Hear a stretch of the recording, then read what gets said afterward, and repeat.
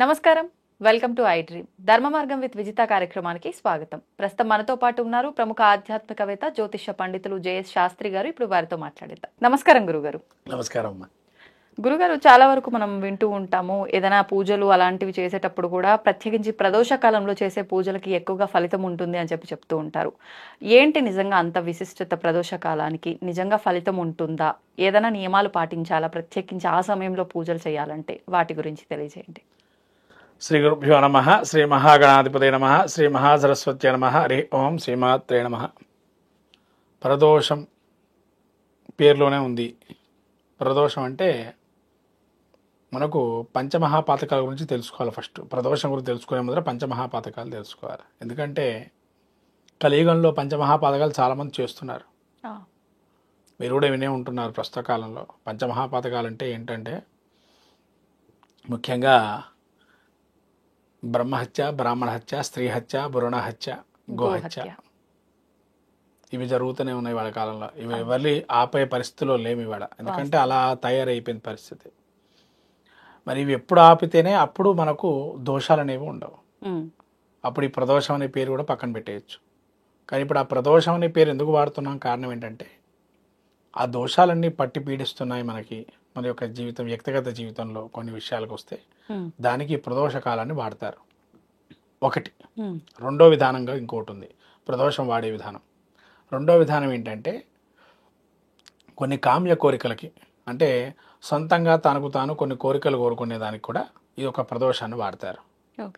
మూడోది, ఎవరికైనా కానీ మంచి జరగాలని ప్రయత్నపూర్వకంగా చేసేటువంటి ఆరాధనా క్రమం ఉంటాయి, దానికి కూడా ప్రదోషాన్ని వాడతారు. ఈ ప్రదోషంలో మరి ఏం చేయాలండి? దీనికి మరి వ్రతం చేయాలా, లేదా హోమం చేయాలా, జపం చేయాలా, ధ్యానం చేయాలా, అభిషేకం చేయాలా అనేది దానికి వస్తే కనుక రకరకాలు ఉన్నాయి దీనిలో కూడా. కొన్ని ఏమో జపాలు చేయొచ్చు ప్రదోష వేళ, కొన్ని అభిషేకాలు చేయొచ్చు, కొన్ని హోమాలు చేయొచ్చు. ఏమేంటివంటే ఉగ్రదేవత ఆరాధన చేసేటువంటి వారు కొంతమంది ఉంటారు, వాళ్ళు హోమాలు చేసుకునే ప్రయత్నం చేస్తారు. దానికి ప్రదోషానికి పూర్వమే ప్రారంభం చేస్తారు. ఈ ప్రదోషం అనేది ఎప్పుడు అంటే సూర్యాస్తమయం నుంచి దగ్గరగా అక్కడి నుంచి మొదలు పెట్టుకుంటే మళ్ళీ చంద్రోదయం అయ్యే లోపల, ఈ సమయంలో ముఖ్యంగా చెప్పాలంటే బ్రాహ్మణ వర్ణంలో ఉండేటువంటి వారు సంధ్యావందనానికి అర్హమైన కాలం. అంటే అక్కడ మన సూర్యాస్తమయం అయ్యే టైం కల్లా వీళ్ళు అస్తమించేటువంటి సూర్యుడికి అర్ఘ్యప్రదానం వదలాలి. అర్ఘ్యప్రదానం ఎప్పుడైతే వదులుతారో అక్కడి నుంచి ఈ ప్రదోష సమయం అంతా గాయత్రి జపం చేసుకోవడానికి అర్హమైన కాలం. అలా చేసుకునేట్లయితే ఈ కాలాన్ని ప్రదోషంగా మనం చెప్పుకోవచ్చు. తర్వాత కాలంలో కొన్ని సాంప్రదాయాలు మారాయి. ప్రదోషంలో శివుడికి అభిషేకం చేసుకోవటం అనేది మనకు చెప్పబడింది. ఎందుకంటే శంకరుడు ఆనందంగా తాండవం వేస్తూ ఉంటారు. ఈ ఆనందంలో ఏదైనా కూడా మనకి వెంటనే వరాన్ని ఇస్తారని చెప్పబడుతుంది. కాబట్టి ఆ శంకరుడు ఆనందంలో ఉంటాడు కాబట్టి వెంటనే మనకు ఏదైనా కూడా చిన్ముద్రతోని ఆ స్వామి అనుగ్రహం కలుగుతుందని ప్రదోషంలో అభిషేకం చేసుకుంటారు ఆ కైలాసంలో స్వామివారికి. ఇంకో విషయం, నందికి అభిషేకం చేయడం మొదలుపెట్టారు ఈ మధ్యకాలంలో. తమిళనాడు సాంప్రదాయం తీస్తే కనుక ప్రదోషంలో తమిళనాడులో నందీశ్వరుడికి అరుణాచల క్షేత్రంలో ప్రదోషకాలం త్రయోదశి తిథి కలిసి వచ్చింది, ప్రదోషం అంటారు. తిథి ప్రాముఖ్యం చాలా ప్రాముఖ్యం ఇందులో. ఈ త్రయోదశి వ్రతం అని ఏదైతే ఉంటుందో దాన్ని త్రయోదశి రోజులు చేయాలి.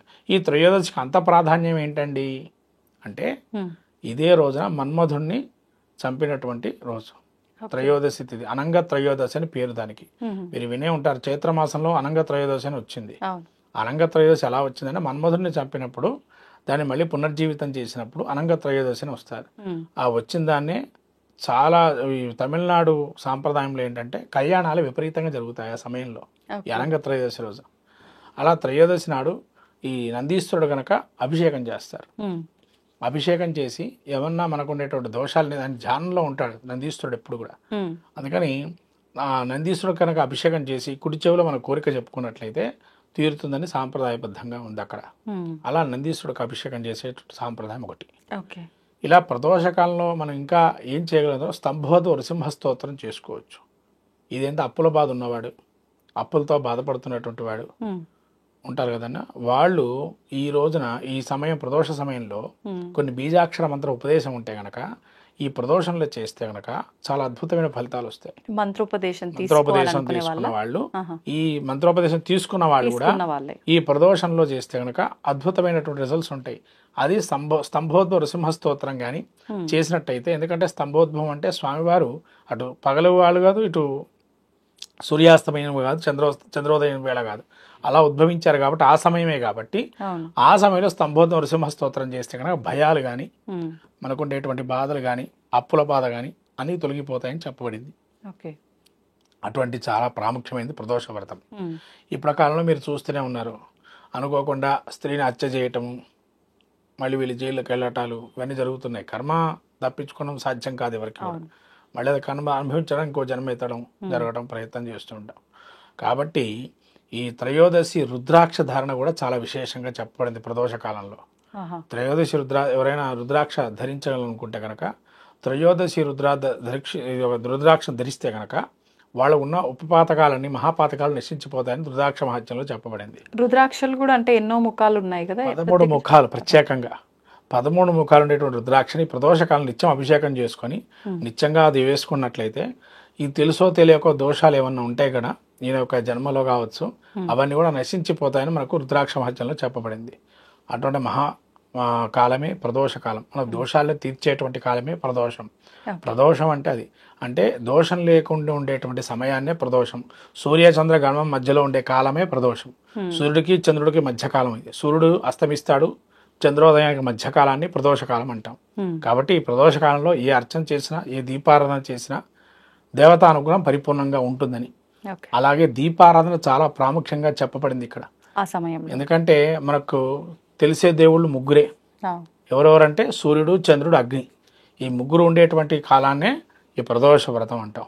కాబట్టి ఈ వ్రతాన్ని ఆచరించి అందరూ కూడా తనకుండేటువంటి కష్టాలు కానీ, తనకుండేటువంటి బాధలు కానీ ఇవన్నీ నశించిపోవడానికి ఈ ప్రదోష వ్రతాన్ని ఉపకరిస్తుంది. ఫాస్టింగ్ గురించి చెప్తా అన్నారు. ఈ యొక్క ప్రదోషంలో ఇంకా చెప్పాలంటే ఉపవాసం కూడా ఉండొచ్చు. కానీ ఇప్పటి కాలంలో ఉపవాసాలు చాలా కఠినంగా ఉండాలి అంటే ఎవరి వల్ల కావటం లేదు. అప్పటిదాకా ఉండాలా అండి అని అంటున్నారు. కానీ అలా ఉండి చేసుకోవాలి ప్రదోషం. ప్రదోష వ్రతంలో ఏంటంటే ఇప్పుడు మనకు మంగళవారాలు చెప్పబడుతున్నాయి కొంతమందికి. ఈ దోషాలు ఉండే ఆదివారాలు, కొంతమంది రాహుకేతుల దోషాలని, తర్వాత ఉపవాసాలు తీసుకొని శివుడికి కానీ విష్ణుమూర్తికి కానీ ఇలా శివుడికి ఉపవాసాలు తీసుకునేటువంటి వారు సాయంకాలం అభిషేకం చేసుకునేదాకా ఉపవాసంగా ఉండాలి. అంటే ప్రదోష అభిషేకం చేసేదాకా ఉపవాసం ఉండి చేయాలి. ఎందుకంటే అన్నం తీసుకోకుండానే అభిషేకం చేసుకోవాలి. అన్నం తింటే అభిషేకం పనికిరాదు. ఎప్పుడైనా సరే, ఎప్పుడైనా కానీ అన్నం తింటే అభిషేకం పనికిరాదు. ఏ అభిషేకమైనా ఎవరికి చేసిన ఎవరైనా కానీ, ఎవరైనా బ్రాహ్మడు కూడా అభిషేకానికి పనికిరాదు అన్నం తింటే కనుక. అభిషేకం అన్నం తినకముందరే అభిషేకం చేసుకోవాలి. అన్నం తింటే ఇంకా అది నువ్వు అభిషేకం చేసినా ఫలితం ఉండదు.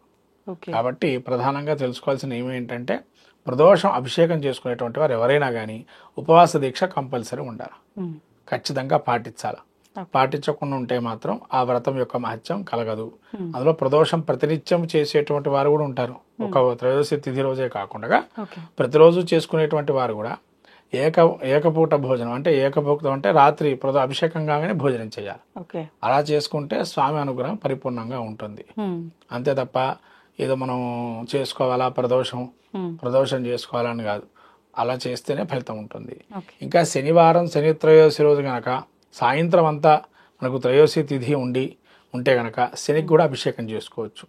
ఈ త్రయోదశి శనివారం కలిసి వచ్చేటువంటి రోజులు ఉంటాయి కదా, శనివారం త్రయోదశి సాయంత్రం వేళలు ఉంటే కూడా శివుడికి లాగానే రుద్రాభిషేకం చేసుకుంటే శనీశ్వరుడికి చాలా విశేషంగా యోగప్రదంగా ఉంటుంది. ఇంకా చెప్పాలంటే కాలభైరవుడి యొక్క స్వరూపాన్ని మనం లింగాకారంలో ప్రవేశింపజేసి, అంటే ధ్యాన శ్లోకాలతో చెప్పి లింగాకారాన్ని కాలభైరవ స్వరూపం కూడా ఆరాధన చేస్తే కూడా మనకుంటే శని బాధలు నశించిపోతాయి. కాలభైరవుని అనుగ్రహం కలుగుతుంది, శివుడు అనుగ్రహం కలుగుతుంది. ఇది ప్రదోషంలో ఇన్ని రకాలుగా పూజలు, హోమాలు, ధ్యానాలు, అభిషేకాదులు చేసుకోవడం వల్ల మనకుండేటువంటి పంచమహాపాతకాలు తెలుసో తెలియకో దూషణ చేస్తాం బ్రాహ్మణ్ణి, అట్లనే బ్రహ్మని దూషణ చేస్తాం. అంటే విద్య వ్యాపకంగా ఉంటాడు. ఇప్పుడు కొంతమంది స్వామీజీలు తిడుతూ ఉంటానమ్మా తెలుసో తెలియక, ఎందుకంటే అది కూడా ఒక దోషం కిందనే. కాబట్టి ఆ తెలుసో తెలియకో కొంతమంది స్త్రీలను తిట్టడము, గోవుని మనం భయపెట్టడం లాంటిది. తర్వాత చిన్నపిల్లగా స్త్రీలు మన యొక్క చిన్నపిల్లగా పుట్టి చనిపోవటం, లేదైనా ఈ ఆడపిల్ల పుట్టిందనో, లేదా ఇదివరకు కాలంలో ఎక్కువగా ఉండేవి, ఇప్పుడైతే తక్కువగా ఉన్నాయి. ఈ చిన్నపిల్లల్ని వదిలేసేయటం పుట్టంగానే, అలాంటి తెలుసో తెలియక దోషాలు అనేకం చేస్తున్నారు. కొన్ని తెలిసి చేస్తున్నారు, కొనేమో తెలియలేదని చెప్తున్నారు. కాబట్టి ఈ తెలుసో తెలియక దోషాలు పోవడానికి ఈ ప్రదోష వ్రతం, ప్రదోషం అనేటువంటిది వాడడం వల్ల వాటికుండే దోషాల నుంచి బయటపడతాం. అది చేయకుండానే ఉండాలి, దానికి మళ్ళీ ఇంకోటి పూజకి అది చేసుకోకూడదు. అలా చేయకుండా ఉంటేనే మంచిది. కాబట్టి అలా తెలుసో తెలియక ఏమన్నా ఉండి మన కర్మదోషాలు అనుభవిస్తున్నామంటే ఇది చేసుకోవటం మంచిది. ఓకే, ధన్యవాదాలండి. తవ్వండి, తవ్వుతూనే శివలింగం సరే దాన్ని అట్లా కప్పేసేయండి, చూపించదండి. Krishna is there. మూర్తి పూజ కాదు, సాక్షాత్ బ్రజేంద్ర నందన భగవాన్ ఉన్నారు మూర్తిలో. ఏమీ ఆశించకుండా ఆరాధించే వాళ్ళు కూడా ఉన్నారా ప్రభుజీ? నిజమైన భక్తి అంటే మనకు తెలియదు కాబట్టి